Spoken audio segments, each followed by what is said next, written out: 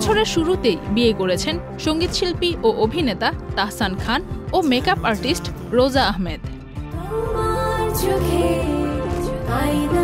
গত মঙ্গলবার মালদ্বীপে গেছেন তাহসান রোজা জুটি। সূর্যময় দ্বীপরাজ্যে মধুচন্দ্রিমার বিশেষ মুহূর্তগুলো কাটাবেন তারা। হানিমুনের জন্য সেলিব্রিটিদের পাশাপাশি এই সমাজের অবস্থাসম্পন্ন মানুষদের প্রথম পছন্দ হচ্ছে মালদ্বীপ। কিন্তু কেন? বিশ্বের সবচেয়ে রোমান্টিক জায়গা হিসেবে প্যারিসের চেয়েও জনপ্রিয় হয়ে উঠেছে মালদ্বীপ।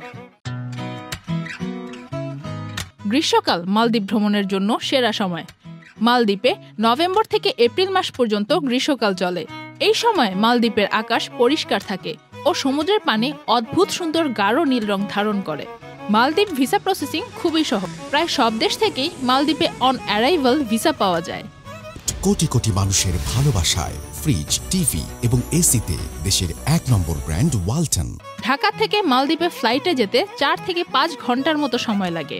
মালদ্বীপকে বলা হয় হাজার দ্বীপের দেশ। প্রায় ১২০০ দ্বীপ নিয়ে গঠিত মালদ্বীপ রাষ্ট্র।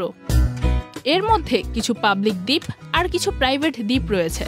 পাবলিক দ্বীপগুলোতে ট্যুরিস্টদের পাশাপাশি মালদ্বীপের স্থানীয়রা বাস করেন, আর প্রাইভেট দ্বীপগুলোর বিলাসবহুল রিসোর্ট ট্যুরিস্টদের টার্গেট করে বানানো হয়। নীলপানির দ্বীপ হুলহুমালে। নীলপানির উপস্থিতি বিশেষভাবে সৌন্দর্যমণ্ডিত করেছে হুলহুমালে সৈকতকে। সেখানে বসে সমুদ্র উপভোগ করা ও রাজধানী মালি সিটি ঘুরে দেখা এবং শপিং করা পর্যটকদের জন্য বেশ উপভোগ্য। এই দ্বীপরাজ্যের মাফুসি আইল্যান্ডের প্রধান আকর্ষণ হচ্ছে নানা রকম ওয়াটার অ্যাক্টিভিটি, যার মধ্যে রয়েছে স্নরকেলিং উইথ শার্ক, টার্টেল ও ডলফিন, স্কুবা ডাইভিং এবং প্যারাসেইলিং। মালদ্বীপের প্রাইভেট বিচগুলোর আবহাওয়া ও সার্ভিসের কোনো তুলনা হয় না। সেখানকার সব হোটেল বা রিসোর্টে কমপ্লিমেন্টারি বুফে ব্রেকফাস্ট পাবেন, তবে হোটেলের আশেপাশে প্রচুর রেস্টুরেন্ট পাবেন খাওয়ার মতো। সব মিলিয়ে বলা যায় ভ্রমণ পিপাসুদের জন্য স্বর্গরাজ্য হচ্ছে এই মালদ্বীপ। তাই জীবনে অন্তত একবার যদি মালদ্বীপ ভ্রমণের সুযোগ পেয়ে যান, সেটা হাতছাড়া করা ঠিক হবে না। Faria Ahmed, channel I.